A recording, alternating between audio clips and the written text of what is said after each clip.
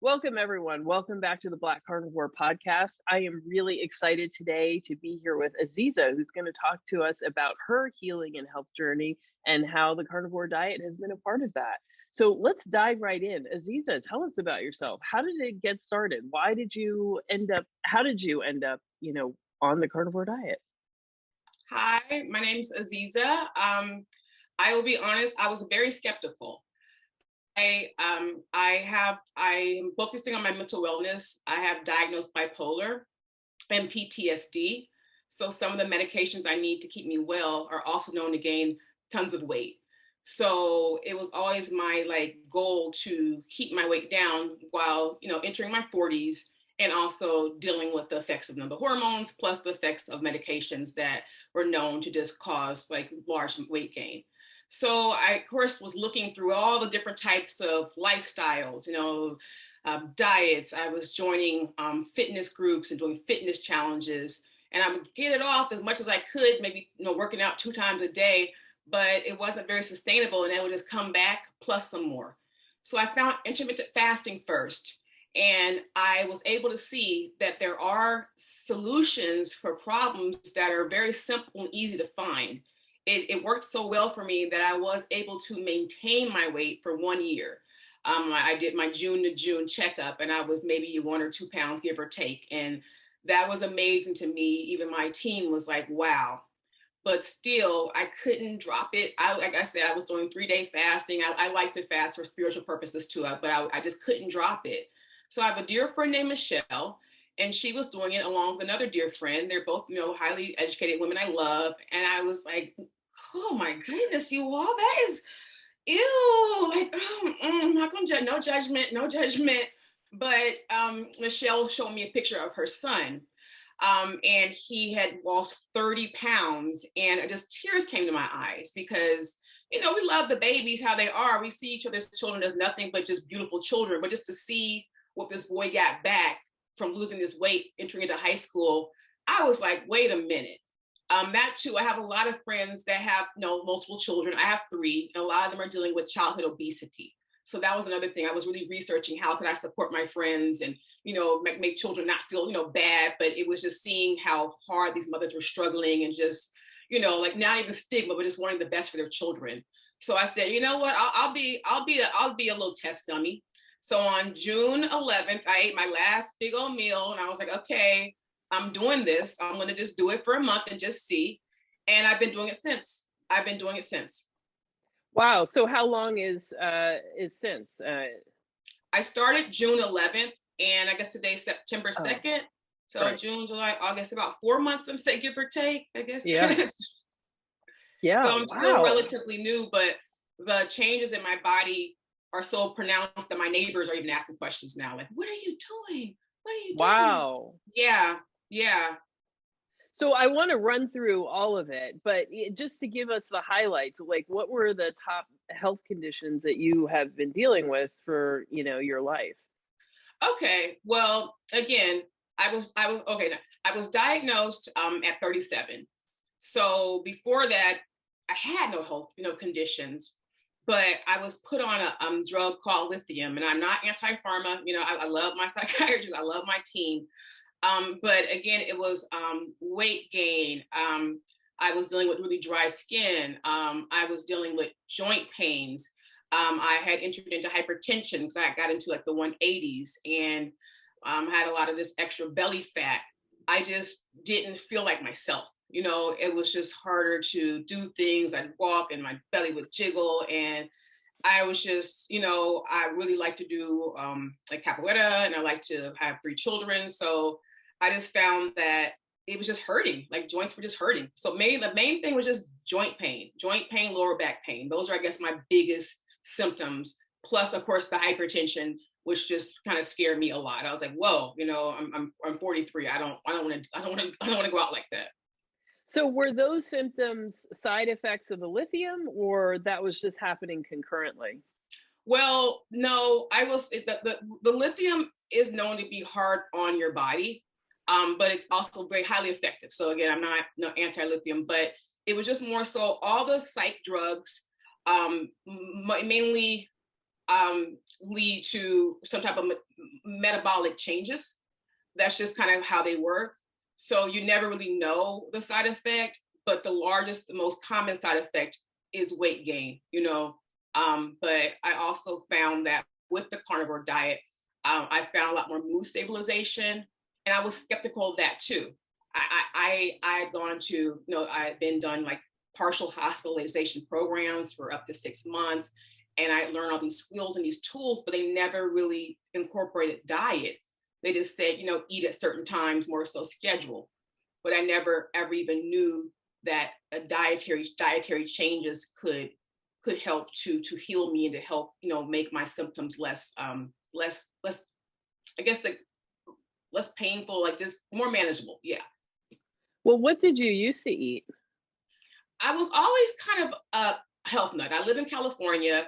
It's like the cornucopia of like natural food. I go to a grocery store called Berkeley Bowl that I literally take videos of on Instagram. It just looks like there's like 50 different types of bok choy. Okay, there's like 1,000 different eggplants, like 50 different gingers.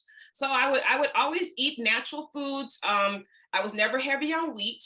I was always kind of cautious of starches, but I'd make beans and rice and quinoa, or beans and quinoa on a salad. Heavy on vegetables. I really had a variety of cooking that I will still say was from scratch, about 95%, and locally bought personally. So just, yeah, but chicken and quinoa and back beans and salmon and some lamb sometimes. I was kind of scared of red meat though. I loved it, but I was afraid of it because I have a lot of cancer in my family. So I was like, oh no, red meat. So I did not eat a lot of red meat, though I did love it. So sometimes some ribs, every once in a while. Did you have trouble maintaining your weight before you started with the medications? No, not. Well, I had 3 children and I got to about 217 each pregnancy, and I'm 5'4". So I just get big babies. My last baby was 10 pounds, 5 ounces. Wow. And 10'5", I'm 5'4". That baby, ooh, I was like, you better be a D1 athlete. So I was always able to just kind of get back, back to my weight. This would take some time, but I would always be able to get back.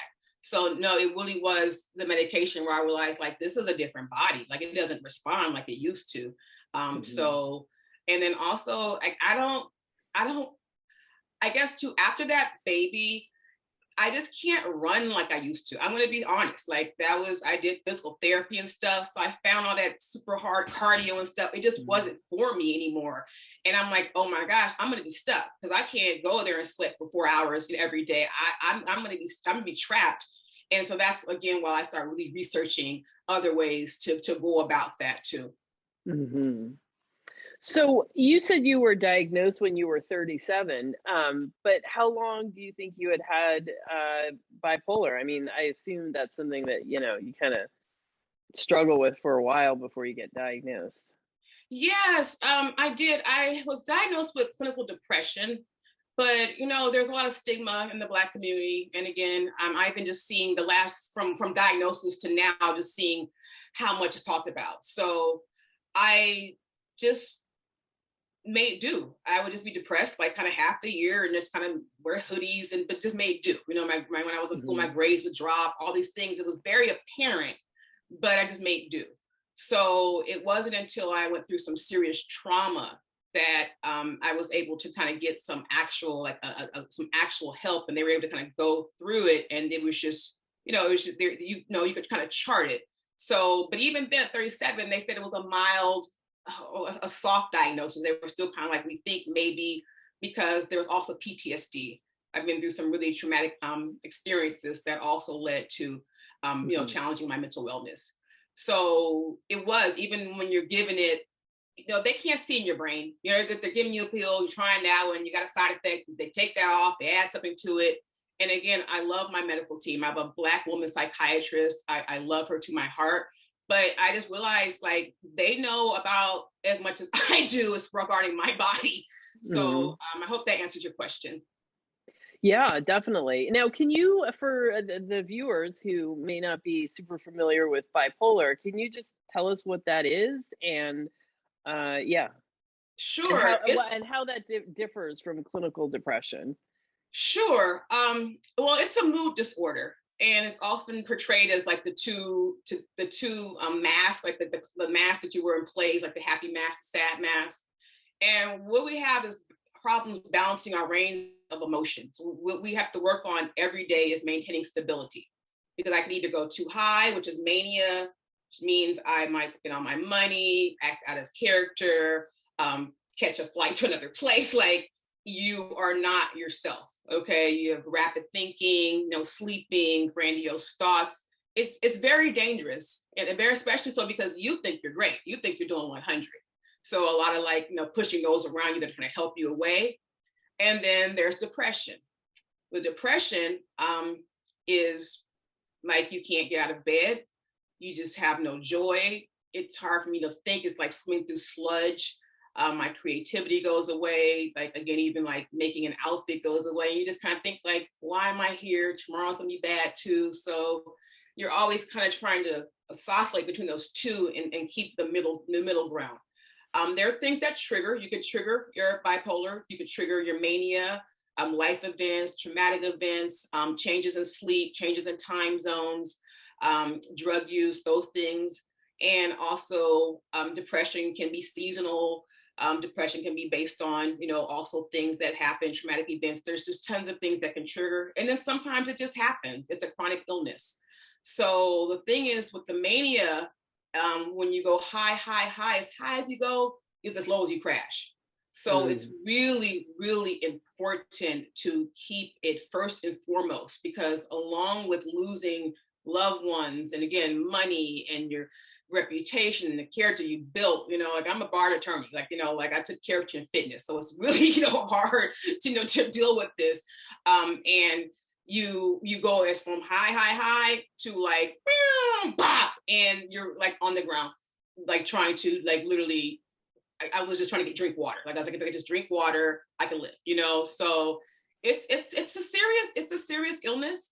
But there are a lot of people coming out now, and a lot of the stigma is being ended. I'm so proud to be able to speak. I would never talk about these things some years ago. My family would never talk about these things some years ago. And so I just want to just say that you can out there, you can have terrible episodes and you can come back. You can come back. You can come back. You can rebuild your life again. And there are tools out there to help you. And I found diet to be a very important tool. Mm-hmm. So when you have those swings in your mood and your emotions, I mean, are you constantly going back and forth between moods, or are there stable periods in between the mania and the depression? I'm fortunate in that I've gone into mania. Well, okay, I've gone into like mass, I guess, like public mania, like this, like blow up your life, like some kind of, I don't want to say Kanye, like some Kanye shit, sorry, like twice. And they're both triggered by traumatic events. So fortunately, my mania is something that I don't have to deal with. But I do have to monitor myself when the seasons change and the days get longer. I kind of get a little bit more giddy and I get a little bit more light. I have to kind of like manage that. Like, okay, make sure you're sleeping, make sure make sure you have to turn your electronics off. The depression is more so what I have to kind of battle on a daily basis.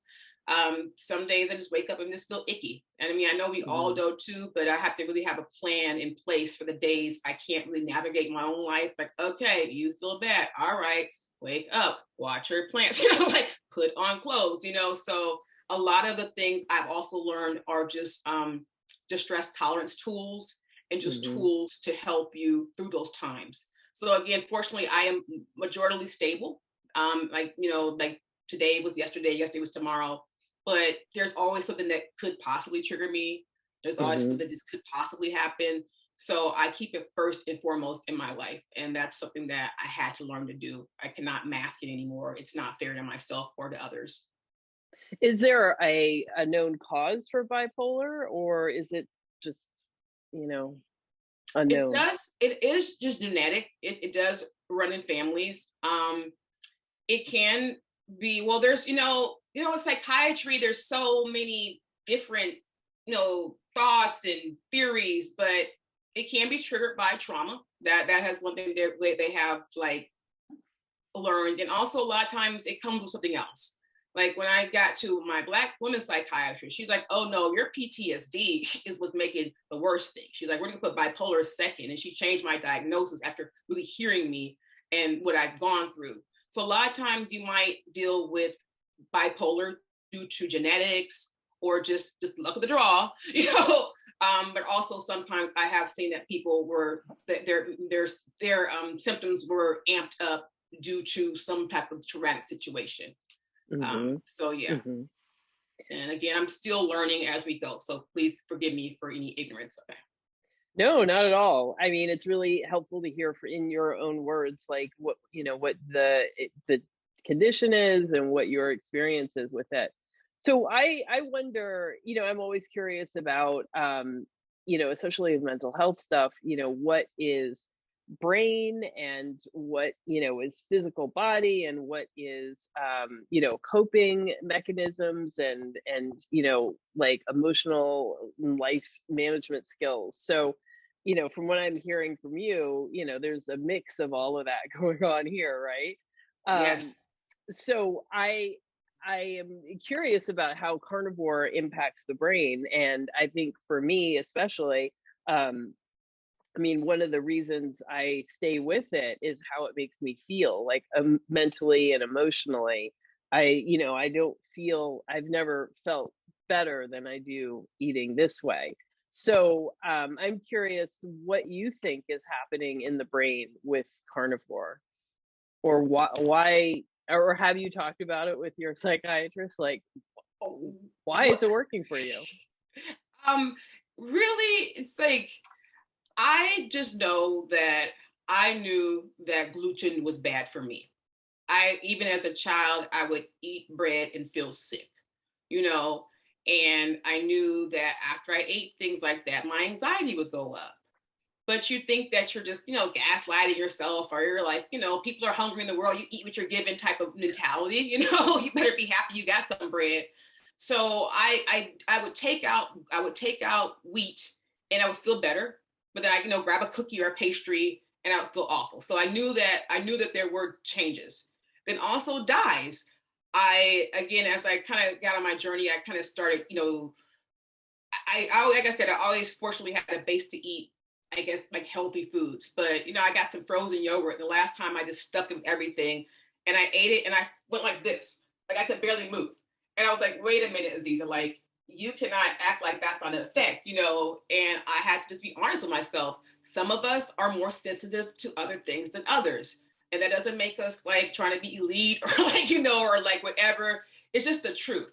And again, I come from humble beginnings. So it was like, I don't want to say like, I don't eat that, but it's the truth. Like I could either make myself feel sick or I can make myself stay well. So, so I just tell people that I am on an elimination diet for my health. And, I just kind of keep it there. And that's been, kind of working for me. I haven't gone out much though. So I don't know about like going out for a lot of restaurants and things. I haven't done that yet, but I know that this makes me feel the best I've felt in many years.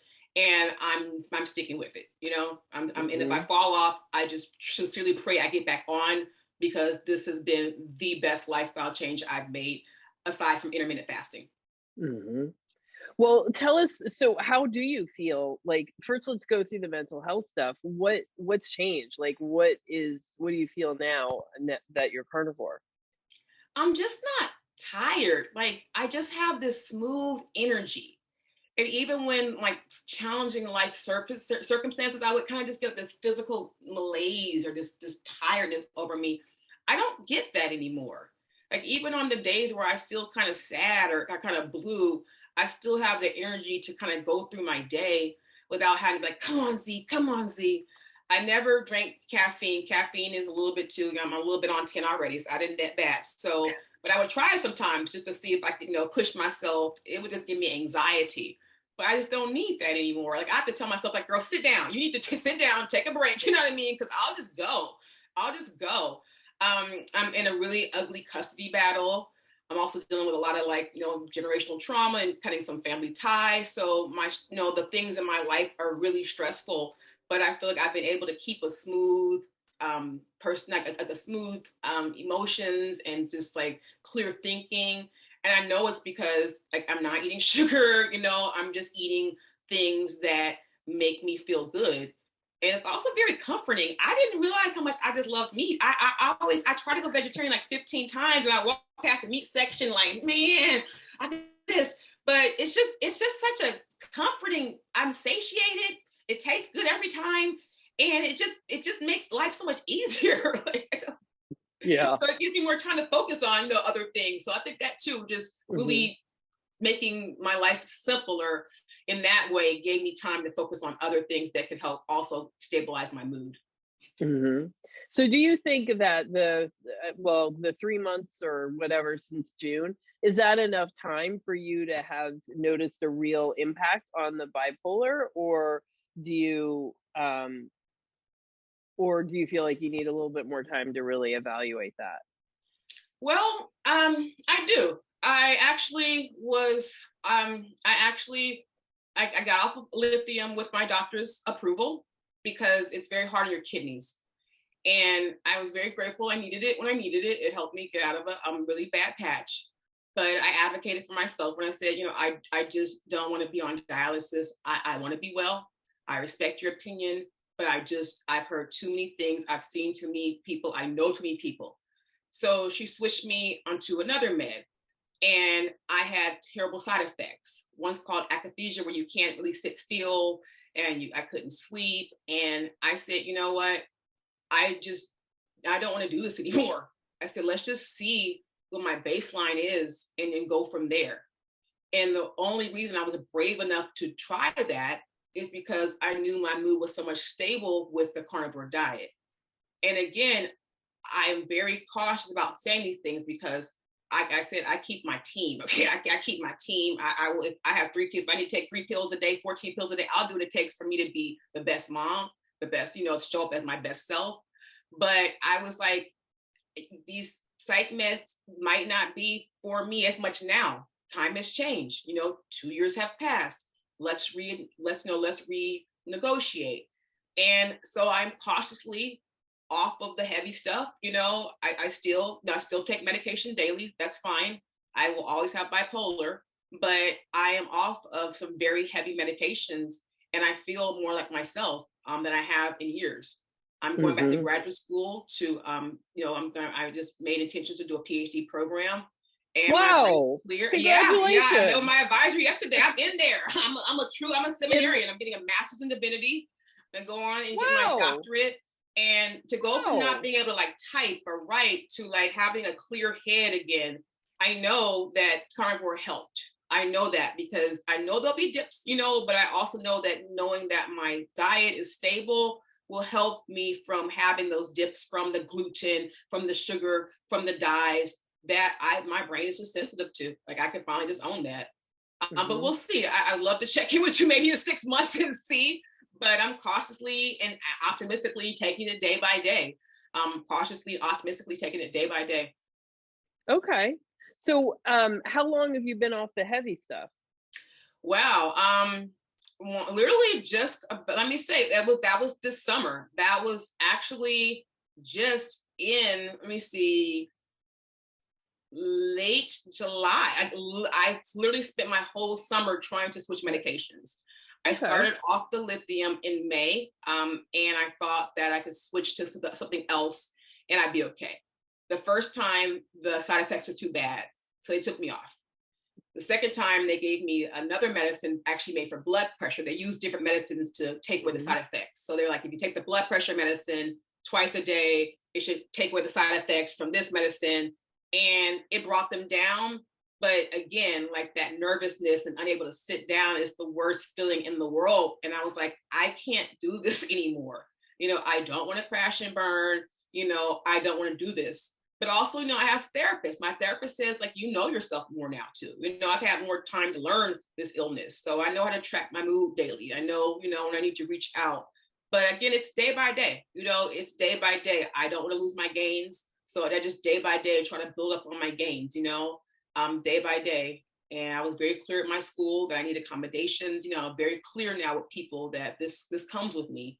And that alone too has just helped too. Like, you know, I eat differently. I need to sleep. I go to bed about 8:30. You know, like I have to mother myself in a way that I never thought I'd have to. But when I do, I'm able to do extraordinary things, you know? Wow. Well, I'm really happy that you have found a path that seems to be working for you. I wanted to ask if you were familiar with Amber O'Hearn. I am not. I follow you on like Carnival Cobble and some people like that. But who is that? I'd love to learn more about them. So she is I guess what you would call like a veteran carnivore person. She's been doing it, I think, since the early 2000s. Oh, wow. And she has bipolar disorder, and it was, I think it was not well controlled under medication. And then she started doing keto, and then she tried carnivore. Well, back then it was called zero carb, but she tried that, and she was able to completely be off of all of her medications. And I believe to this day, she is still not on medication.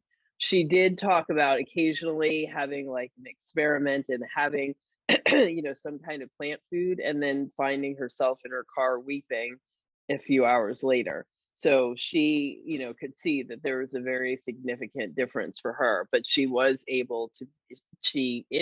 able to be completely medicine free, and without incidents with the bipolar. That's amazing. And you know, I hope to go that route, though I've made peace if that's not the route for me. But yeah, I can say from my own personal experience that yes, this has helped to stabilize my mood. You know, this has helped to stabilize my mood. So I would love to learn more about her, and hopefully join the team. Like I said, I can't wait to see what a year looks like. 2 years looks like, and things like that. And I tried to experiment adding a little fruit back in, and I love fruit. I do want to get to a point where I hope that doesn't like make me not carnivore, but like do a little fruit from time to time. But I'm just really cautious because it is like the sugar go up and I get like this depression. You know what I mean? Like that. I go up and I go down.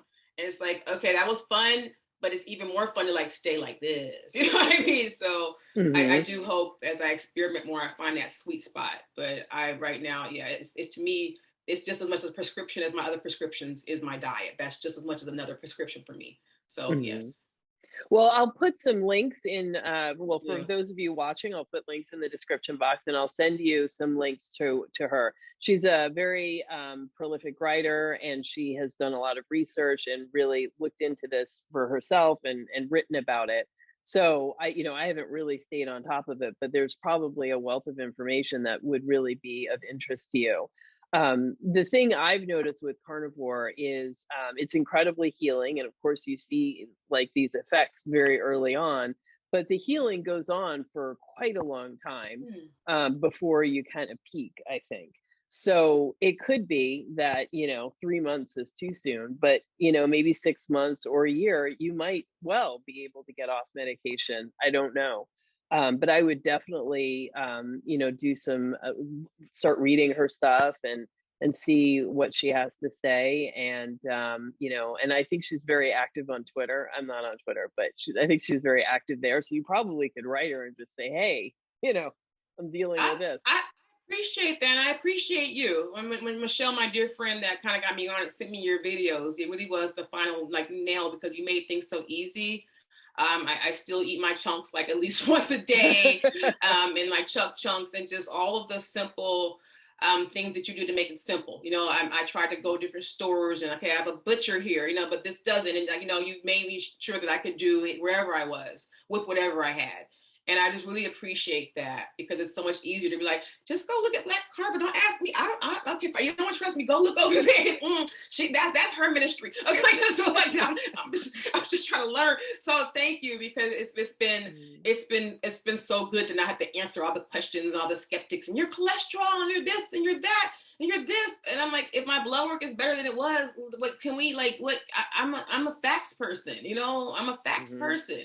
Like I can give you evidence. I'm evidentiary based. So I want to just, thank you. And I do look forward to that. I do look forward to bringing this back to my community. Black women, they say, are the most overly diagnosed people with bipolar, actually. I don't know if that statistic has changed or not. But again, as the stigma has been lifted, I have had more people reaching out to me, my cousin, my this, my that. And now I could substantially say with all certainty that try dietary changes. You know, again, I would never say without your all those things. I'm still, like I said, I try to find a balance. But I know try dietary changes. Take those sugars out your diet. Take those dyes out your diet. Take that processed food out your diet. And I promise you, you will feel a change in your mood. I promise you that. But I know it's a hard thing to do. I know it is a commitment to do. But I believe that it's well worth it because it's your health, you know, it's your overall health and it's your mind. You know what I mean? Like without this, I can't do the things I want to do, you know? Absolutely. And I also, I don't talk about this hardly ever. I don't know why, but I have epilepsy and I'm right now trying to wean off of the medication. So I actually do really pay attention to the impact that carnivore has on the brain, and there are very significant impacts that have nothing to do with weight or weight loss or anything like that. So I don't know, all of the information, but I really think for anybody who's struggling with any kind of mood disorder, any kind of brain injury, concussion or anything like that, or just any kind of brain stuff at all, you just universally see improvements in mood and energy and outlook, that just don't come with any other way of eating. And I loved what you said about like being able to handle stress more. I found that when I am like doing well, with the food and everything, like horrible things can happen, but I feel like I have a much more resilience, just much more resilience, so that I can like just sort of face head on, okay, this horrible thing happened. What do I have to do next to start, recovering or dealing with it? Instead of like, collapsing in a puddle, like, oh, I need a drink, some ice cream, some cigarettes, and, maybe even a razor blade. I don't know. So, that's something that is very different for me eating this way. And for anybody watching, if you are, if you're struggling with any kind of mental health stuff, I feel like the way we talk about the brain and mental health in this country, it's as if like the brain is like some other thing that, but it's like, it's part of your body. So if your body is sick, your brain is sick. Like those things are connected. And if you are not eating well for your body, you're not eating well for your brain. And, and our brain is super important to us. So like, it's important. Thank you for sharing that. I now I'm curious to see your journey with the epilepsy. I that reminded me, I have a close family member that has MS, and that too. Thank you for sharing it, because that too was also, I said, let me show that this might be something that works. So I forgot, I have been kind of researching that too. So to hear your progress is very, thank you, because that kind of could help me to kind of share my findings with this person I just dearly love. So I wish you the best on that, because it's profound and it's amazing. And it's just so hard to not want to share it, because I just believe in sharing good things. So I'm just community oriented. But I realized this is constantly, you have to just like show people. You can show them better than you can tell them. It's like I can show you better than I can tell you. So I just kind of more so just trying to I stopped posting because I didn't want people to call me like fat phobic. It's just so interesting now that it's just interesting now trying to balance your truth with societal norms, and it's I just kind of stopped talking about it. But that makes me sad, because I will honestly say that the weight loss was a wonderful side effect too. We're dealing with an epidemic of obesity. African Americans are the most obese people in the country, Black women being the first. And these things work. These are simple things that you don't have to be at the gym for 15 hours a week, and they work. I walk and do yoga, and like I literally I have like 10 pounds back to my college weight. And, so I just do feel too, like there's so many benefits for the mental health, the physical health, like the mood, the emotional health. But like I said, we can show people better than we can tell them, you know. So I'm trying out. I'm in the ministry with you now, you know. I'm a carnivore disciple. I'm a Black carnivore disciple. That's what I am. Well, let's dive I'll get a in. shirt. That'd be cute too. That's a great idea for a shirt, actually. But let's dive in. Let's hear, what were some of the physical benefits? You say you lost weight. Like, how much did you lose? What were some of the other things that you're noticing in your body? Oh, okay. So I went from like I was the highest I was about 182. And I did kind of like let the scale go, but I was like, let me just wait a day to see. So now I'm 159.3. And again, but you know, that's gonna vary some days and things like that. But like when I lotion my legs and my arms, it's like I feel muscles coming through, and I know it's like, but I was like, why are my calves back? Like eating muscle meat will build muscle, and I never knew that. But I could feel it now because I'm like, oh, I look like I walked like, you know, like I did some hiking, which I do love to do. So that, and also too, with the joint pain gone, from losing the weight, you know, everything, you know, every pound takes away joint pain. It makes it easier for me to walk longer and to do more hikes and do more things. So I always found that when I was heavier, it was harder to do a lot of physical exertion. I mean, and I always felt like the diet was the first thing to do to kind of get a little bit off. And then I felt a little bit more, you know, buoyant and stuff. So that's, I guess, the biggest benefit I saw was that while making those dietary changes and dropping some pounds, it made bringing the other parts of it a lot easier. You know what I mean? Just a lot easier in my life. But again, I try not to like be a slave to the scale, but you know, just the way my clothes fit, and I'm just like, oh, this is, you know, this is what's Well, up. your This dress is the is business. very You know? cute. This is the business, you know. Well, how long did it take for the aches and pains to go away when you first started the joint pain when you first Okay, started? okay, so it was really my lower back. I would say that I woke up and realized my lower back did not hurt anymore at all. Just in August, I would only say just in August, Hmm. because I fought COVID, and Hmm. I finally got, you know, I was like, oh, and I experienced extreme like back pain, and I was like, oh my gosh, like I kind of forgot about it, and then when the COVID went away, I realized I had no more back pain, so it was, you know, it was Hmm. a muscle ache. So then I was like, Hmm. oh wow, I felt like absent COVID, your body doesn't hurt. So, and honestly, that was literally just August. Because I sent my kids back August 18th. So it was literally just August. These things are still very new, but they're very, very Hmm. profound. So I started Hmm. dancing when Beyonce came out, and I was like, I could drop it all the way down, bring it back up, and drop it down again. Like my knees cannot do that. Like I was like, wait, like homecoming's about to be lit because I could like get it, you know? So, you know, I'm doing a little vote, too sexy. I was like, I'm down, I'm getting it, you know? I just gotta learn to do that fallback move. I'm about to be on it. So like that too, like I'm dancing like I was dancing in undergrad. And I don't Hmm. know, it's just exciting, you know? Because again, the more I get like, the lighter I feel, the more I want to do it. So it's just been really exciting. Nice. Well, I was asking that because very often joint pain is one of the first few things that goes when you start doing, well, even a ketogenic diet, but also on carnivore. And I remember when I first started keto, I had lost 8 pounds, and that's, you know, very quickly the joint pain was gone. And 8 pounds to me was like not really enough to like, you know, really account for the loss of that pain. But that's something that happens, you know, as you go into ketosis and as you have the healing with the carnivore and you have less inflammation, a lot of that Mm-hmm. pain goes away.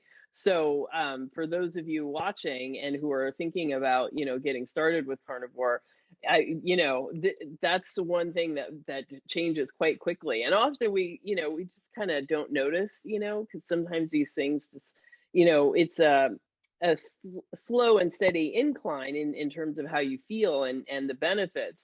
But, you know, it's like when you go off and then, you know, within a few hours, everything comes crashing back. You're like, oh man, I was really feeling great. And now I feel awful. Like, Yeah. but it's Yeah. surprising how the cravings go away. Like it's really Hmm. surprising. I have kids, you know, like I'm at Trader Joe's like a couple of times a week when I have them. I co-parent, And like I'm around all this like amazing things, but I just don't have a desire for it. And I was like, are you okay? Like, is this disordered eating? I was like, no, you're just satiated and you feel good. And so Mm-hmm. also I was like, you need to find some other hobbies now because, I honestly, because that was like a way that I was getting those little good, those good feelings in. And I was like, I don't want the ice cream. I don't want that. And I'm not to be like, oh, you're food. I'm not food phobic. It's just, I don't want those things because they don't make me feel good afterward. And once you're able to get over, I don't want to call it addiction, but kind of, sort of, a little bit, you just realize you don't need those things. You just don't. But I don't want to be like the poo-poo person. Like I said, I'll set it out for a birthday party. You know what I mean? I don't try to put my life on anybody else. But I just don't need it. As long as I got my little meat, I just sometimes bring in a little thermos. I'm good. I'm good. I am trying to kind of modify and bring in more things. I'm dang near, I guess they call it Lion's diet. I just like beef. And I got off of butter. I'm on tallow now, so I mostly just eat beef and tallow, and I'm happy. But I am trying to get into scallops and beef bacon. I'm really trying to give myself more of a variety. But I'm just so happy that it's hard. It's weird because the kitchen is just like so, but it gives me more time for other things. I got my sewing machine out. I'm just really have time for other things though. But it's some weird biological. This is just some cool stuff. I just never know. I never knew your body could do this. Never knew. Well, I love that. This is exactly what I want to hear. I want people to get their health back, get, their minds and their bodies back, and then be able to go out and bring your talents to the world. So, I'm sure you're killing it at work, and now you're bringing back in your sewing machine and you're hiking and walking, and, these all sound like great things. Thank you. As low as I got, when on those deepest, darkest times, I was like, you are going to win. I vow to absolutely win over all my obstacles, and I'm going to create a beautiful life for my family and mine. And in the darkest of times, and just to have this tool. Thank you for helping me have a tool to guide me in the darkest of times, because it was like a strobe light. I was like, oh, and I just want to say thank you and forgive my skepticism, because I thought y'all were just nuts. So I was like, that is not sustainable and stuff. And I do know, I get scared. Like, what happens if I don't have access to meat? What am I gonna do? Like, I have a little bit of anxiety in me. So I'm like, what would plan B be? Not there yet, but I'm like, should I just grow some goats? Like, I don't know. Like, that's the only thing is like, if somehow meat's hard to access, what will I do? But other than that, I'm very happy. Well, I can't see us not having access to meat unless we're in the circumstance of like a zombie apocalypse. And if that's the case, you've got bigger problems. Pretty much. So okay. I appreciate don't worry you. about it. I appreciate pretty much. You're like, the meat will be there. The meat has been there all the other years. It'll still be there the next year. Okay. Yeah. So don't worry about it. But I mean, you bring up good questions. Like, I was really concerned about traveling and being out in the world, because it's one thing when you're at home, like you can really control it and all of that stuff. So this summer, I moved, and I went to a bunch of conferences, and I've just been out and about.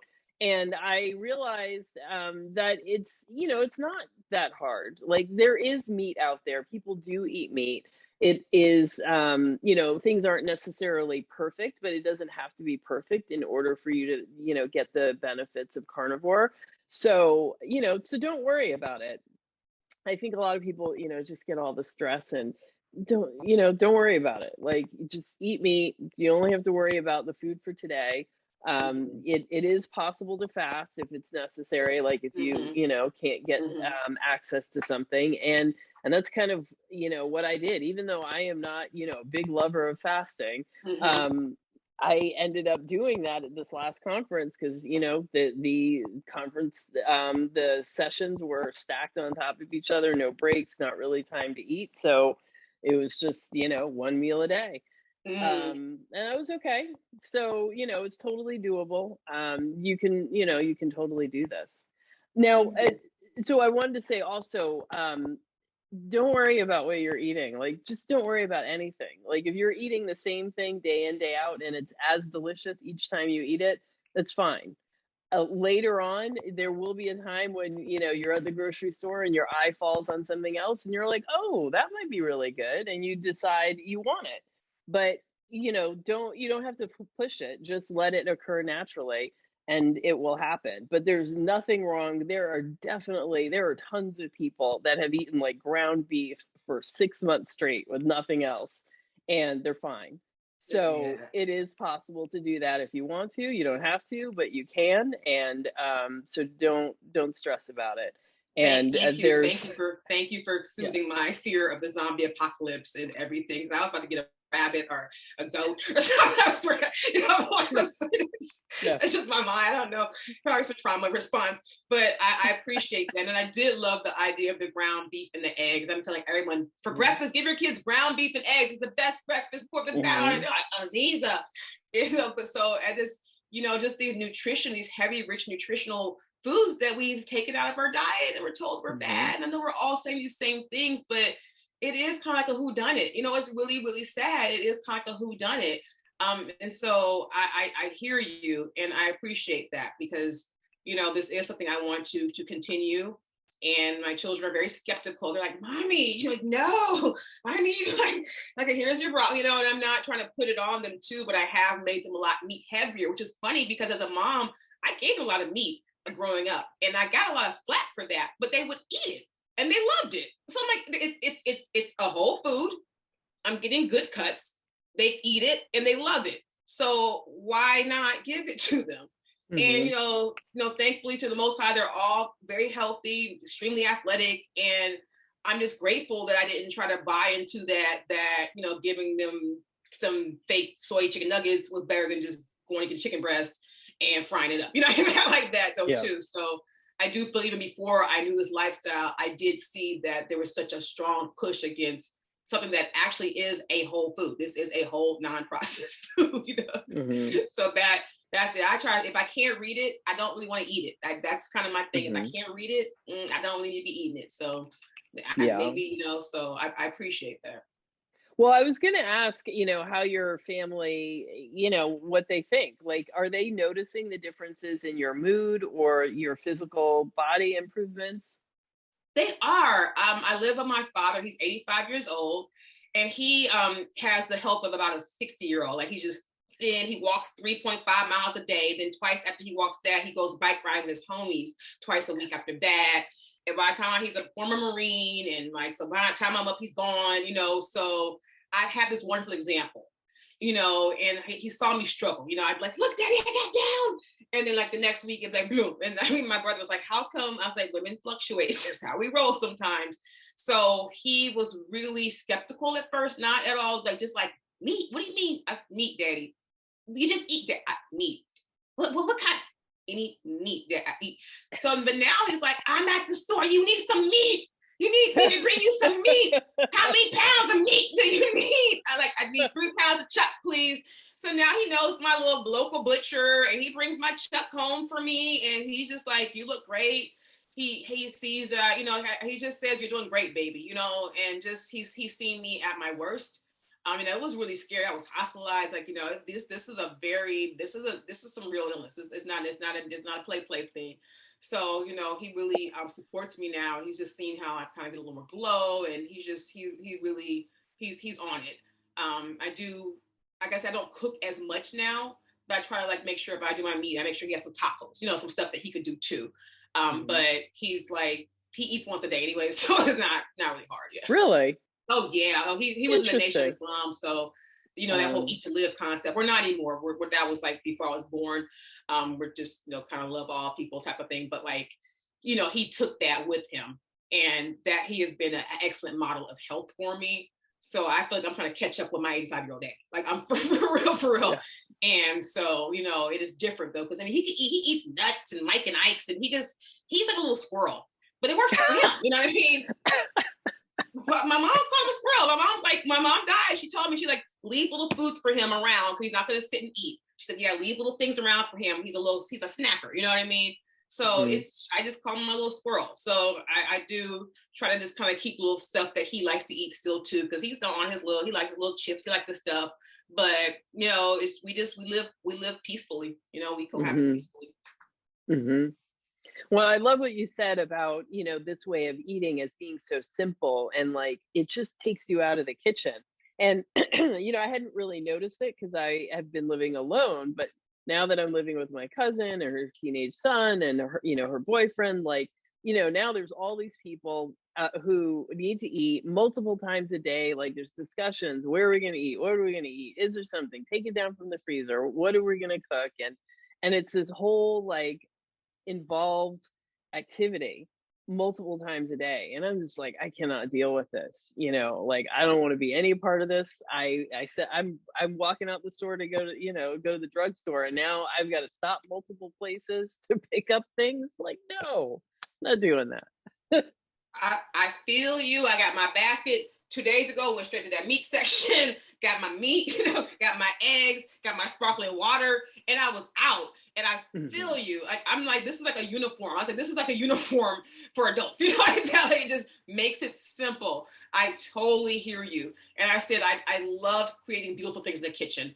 I do hope to continue that for holidays, things like that. Have my little taster with me. But again, like, nothing tastes as good as feeling like this does. So yeah, I totally, because when the kids were here, like the snacks and they're this and the same thing, I was like, I gotta feed them again. I gotta feed them again. I gotta feed them again, because I just don't I'm like, get you really hungry have like to that eat anymore. I again? just don't, we just don't get hungry like it anymore. I'm just Yeah. like, oh, I need to eat. Okay.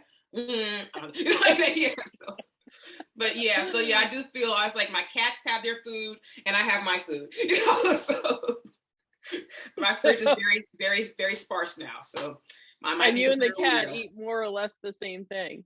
Pretty much. It's just Yeah. I'm like, I got my meat, and I got a grill. So now I'm grilling once a week and just really just kind of trying different things, tri-tip and things like that, whatever's on sale. I know how to go to like the discount place. When you go to the discount place, I know if the things are a little bit better, I go to this little spot. So I'm just really trying to find out how to work this with wherever though too. So it's been fun. I'm learning how to grill. I'm learning how to be a little grill master and stuff. And yeah, I'm upping my salt. Like just getting better quality salt. Like every day, I'm learning something new from the community. And I'm just really grateful. But yeah, I also like my skin, like the collagen. Like your skin starts feeling smoother, and it's just the strangest thing to see your skin just tighten. I don't know how else to explain it. I'm just like, I lotion myself every day. I'm just like, it's like a whole, like, it's like a festival, because it's just my skin's so much tighter and things like that. So even these little small benefits, I know that they're like, the concept of Sankofa, of going back and getting what's yours. I feel like that after so many years of just like iffy health, to be able to really try to revitalize myself and bring back that vibrance that I once had, it's very, very moving, and it's very profound. And I really thank you I know I keep saying it, but I thank you for like just taking charge of this journey, because like we need this. We need this. I'm like, we could make a whole school lunch plan off the cart. Like, I just, my brain wants to do all these things, but I'm like, just as in lead by example. But again, I'm going to spiritual leadership, and that was important for me. I said, I have to lead by example. So that was one thing. I said, the first thing I could do is focus on myself, my mental, physical, spiritual, like we said. And I feel like this has given me the discipline and also just the peace to do that now, because I really want to be around for some time. I got some things I want to do,